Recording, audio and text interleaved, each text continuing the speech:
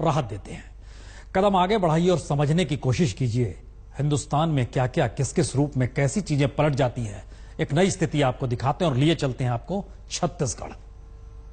नीतीश जी को हृदय से एक बात के लिए अभिनंदन करता हूं। नशा मुक्ति का जिस प्रकार से उन्होंने अभियान चलाया है, आने वाली पीढ़ियों को बचाने के लिए उन्होंने जो बीड़ा उठाया है, मैं उनकी बहुत बहुत अभिनंदन करता हूं, बधाई देता हूं।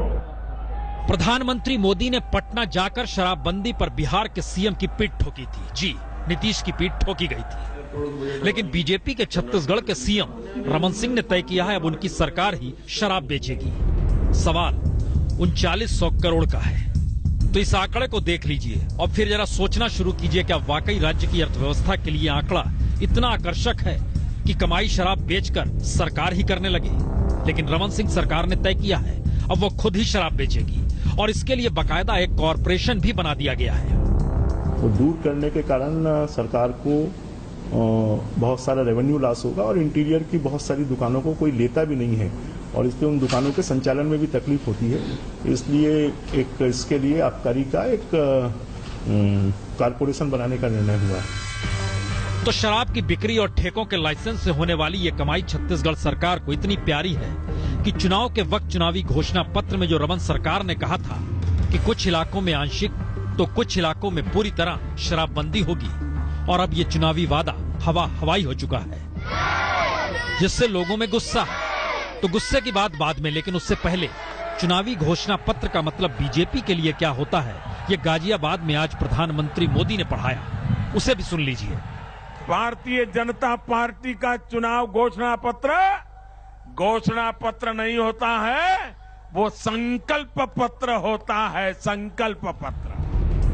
तो पीएम ने ये बात सिर्फ यूपी के लिए कही या बीजेपी के लिए कही या सभी राज्यों के लिए कही, जो भी कही है, लेकिन रमन सरकार अब शराब बेचने को तैयार है तो वाकई लोगों में गुस्सा है। और सरकार के फैसले से कई महिला संगठन भड़के हुए हैं। उनका तर्क है जिस सरकार को सामाजिक कल्याण के काम करने चाहिए वह खुद ही शराब बेचेगी, तो इससे ज्यादा गलत तो कुछ हो नहीं सकता।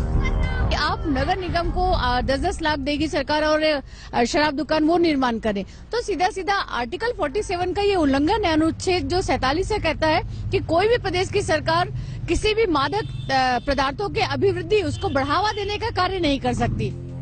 तो समाज कल्याण की जिसे सोचना है सोच ले, लेकिन रमन सरकार छत्तीसगढ़ के लोगों को कितना शराब पिलाने को तैयार है ये इससे भी समझा जा सकता है कि राज्य में शराब की कुल खपत सालाना 1200 लाख प्रूफ लीटर की है।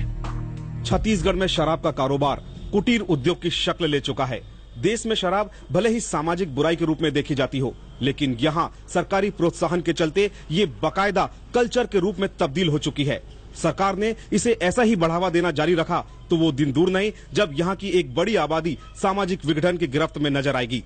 कैमरामैन महेंद्र के साथ सुनील नामदेव, रायपुर, आज तक। तो प्रधानमंत्री जब आप गाजियाबाद में जिक्र कर रहे थे कि दरअसल बीजेपी का घोषणा पत्र नहीं संकल्प पत्र होता है, तो हम आपको बताते हैं कि दरअसल 6 बरस पहले खुद रमन सिंह ने क्या कहा था। उनका बहुत साफ कहना था, हमारी सरकार ने राजस्व का नुकसान सहकर भी राज्य में शराबबंदी लागू करने की मानसिकता बना ली है। अब शराबबंदी में भी छत्तीसगढ़ पूरे देश के लिए आदर्श राज्य बनेगा। सार्वजनिक वितरण प्रणाली के छत्तीसगढ़ मॉडल की तरह हम देश को नशाबंदी का छत्तीसगढ़ मॉडल भी देंगे। 17 जून 2011। जी, तो मॉडल आपके सामने है, किस किस मॉडल को कैसे कैसे उठाइएगा। लेकिन चुनाव का मौका है और चुनाव के